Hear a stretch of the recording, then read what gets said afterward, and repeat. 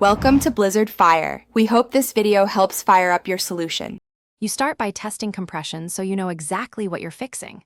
Remove the spark plug, kill the ignition, and warm the engine briefly so rings seat. Screw in a quality compression gauge, crank the motor 4-6 times, and note peak sigh. If readings differ more than about 10–15% between cylinders or are below spec, stop and continue. Once done, clear the area, label parts, and gather piston ring, gasket, and valve tools to proceed.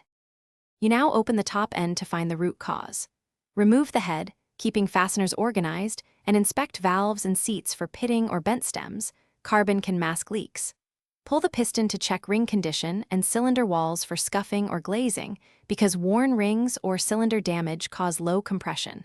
Measure ring end gap and bore diameter with proper tools. Record values versus OEM specs. If valves are fine but rings are worn, you'll replace rings and hone the bore accordingly. You finish by assembling carefully for reliable compression.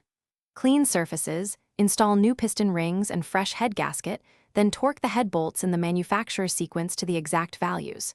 Reconnect ignition, reinstall the spark plug, and retest compression. Values should now be within spec and balanced.